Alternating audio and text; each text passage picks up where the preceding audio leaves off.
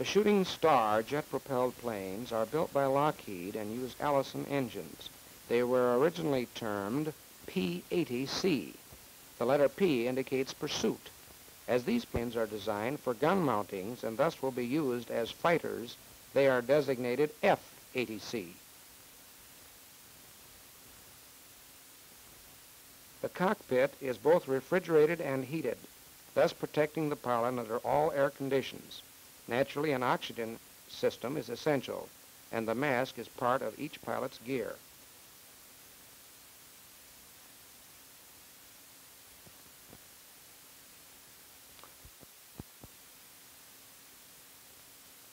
Here's a view of one of Uncle Sam's jet fighters from the business end, where guns and cannon are mounted in wartime.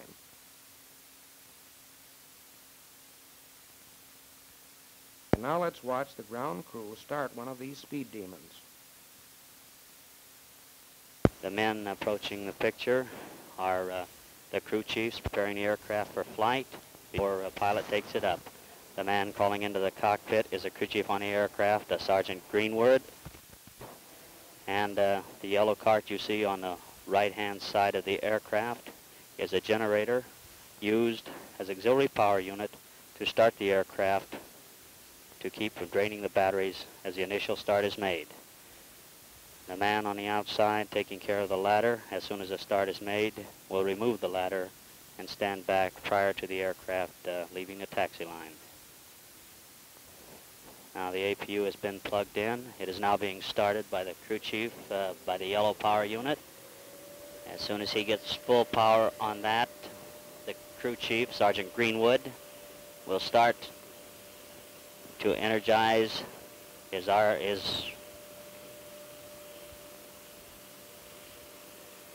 engine in the aircraft to make his start.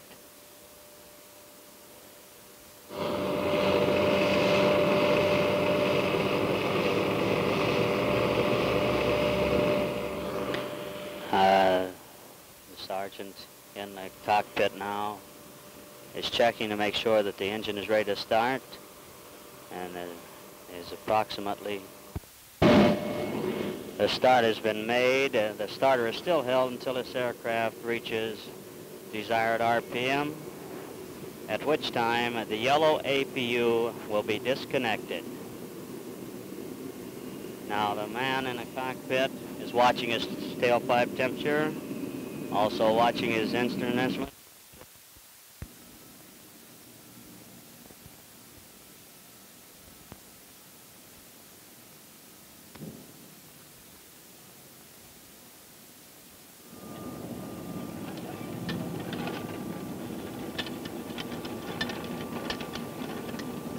The aircraft, Sergeant Greenwood from Iowa is the man in the center, crew chief on 344, Corporal Taylor, the man on the right, is from New Hampshire, assistant crew chief on 344, and Sergeant Hall, the man on the left, from Kentucky, is a crew chief on another aircraft, is helping out getting this aircraft started on its way. Much too somber, much too sober. And I want the captain, who's been kind enough to make all the commentaries. Will you come in, Captain? This is Captain Nickerson, right, of California? California. Well, this is Arizona, the Valley of the Sun, and California, the Valley of Snow, at least last year. Fellas, it's been swell of you to start another plane going. This plane up, and now we're going to get a takeoff. Is that right? That's okay. Right.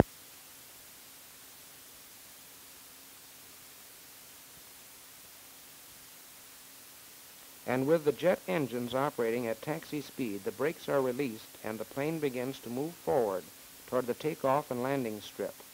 These air thrillers burn from 2 to 12 gallons of fuel per minute.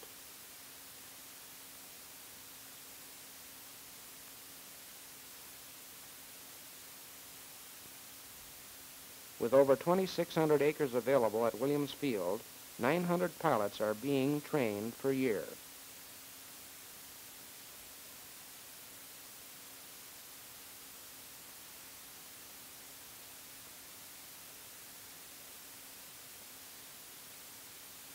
Present-day jets carry sufficient fuel for 2 to 2.5 hours of flight.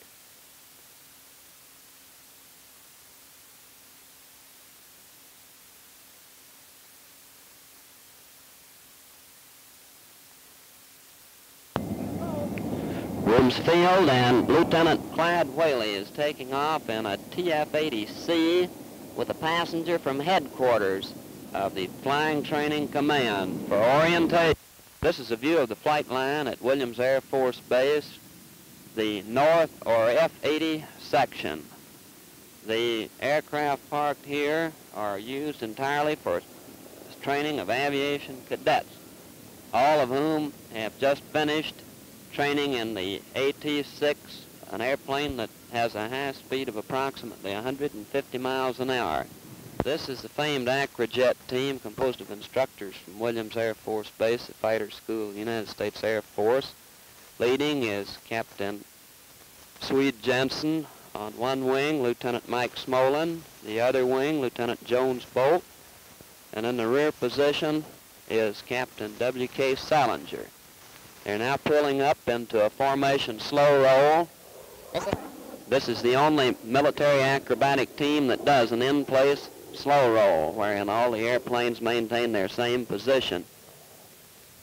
They will now pull up into a high chandelle, complete it with a roll, and come back onto the field with a Cuban 8. They will make a low pass and pull up into the first loop of a Cuban 8. All of these maneuvers are executed with a very low pull of gravities, most of them only exerting approximately 3.5 to 4 Gs. They're now coming back across the field and will pull up into the loop on the other side.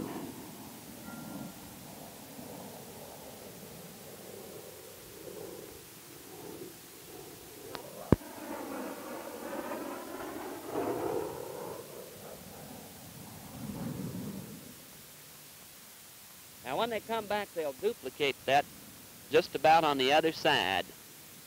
They'll go into the sun right here in front of where you're standing now.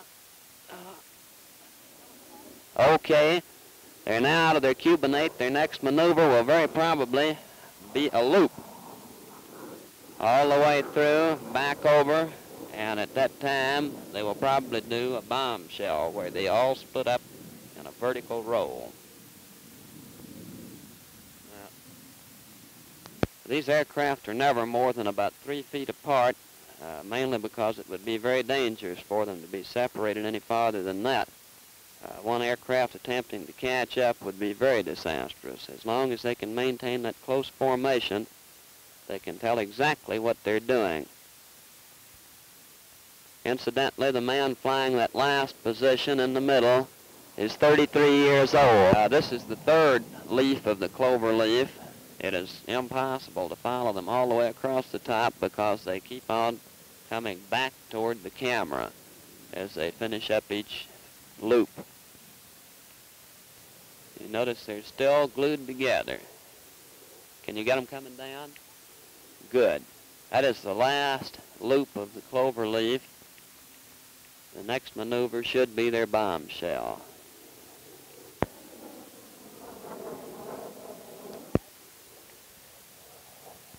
The airspeed of these 80s at the bottom of these maneuvers is not near to the high speed of the airplane, being only about 400 miles an hour. The maneuver now being executed is a clover leaf. These aircraft are in constant radio communication with each other.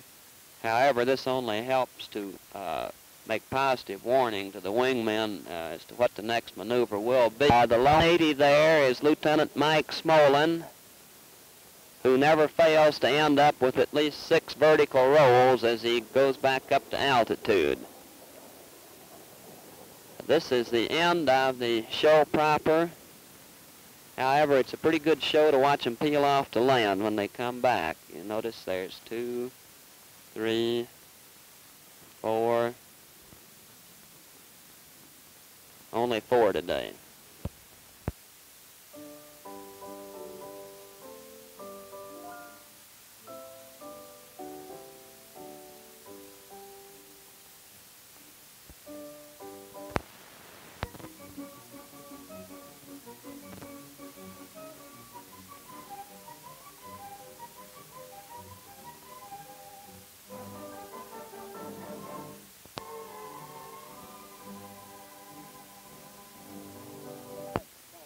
This is a new maneuver. I don't know just exactly what it's going to be. We thought they were going to land. It looks like they might have something new for landing. It's a loop. Maybe they'll peel out of the loop and land from there. Didn't think they had that much fuel. They're coming back. 500, and now they peel up for the landing. You've now seen the Acrojet form. I'd like to introduce you to their regular announcer, Major Cole, who was in the tower at the time the show was being taken out on the field. Major Cole travels with them wherever they go. Major Cole. Thanks, Bill. Captain Jensen, where's your hometown, boy? Parks Grove, Minnesota. Parks Grove, Minnesota. What position in this outfit do you fly? Fly the lead position. You fly the lead. Do you find that very difficult, or does it require any additional knowledge or anything like that? No special knowledge, but I always consider the boys in the wing are doing all the hard work. I see. Okay, Smole? Yeah? What's your hometown? Well, I think it's Rockford, Illinois. The latest one. Rockford, Illinois. What position do you... I fly the left wing. Left wing. Are any of the 80s or any of the equipment you use built up or designed for this type of flying, or is it standard? No, these are all standard models. We use them in our student training.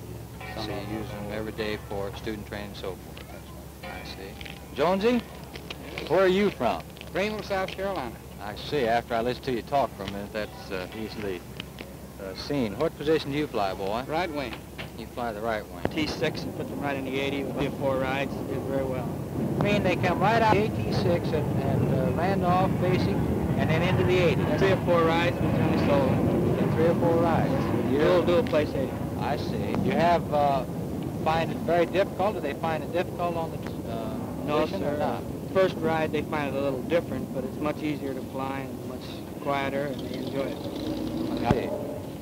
Okay, once again, the Acrojets, Captain Swede Jensen, Captain Jonesy Bolt, Lieutenant Mike Smolen, and Captain Walter K. Lefty Selenger.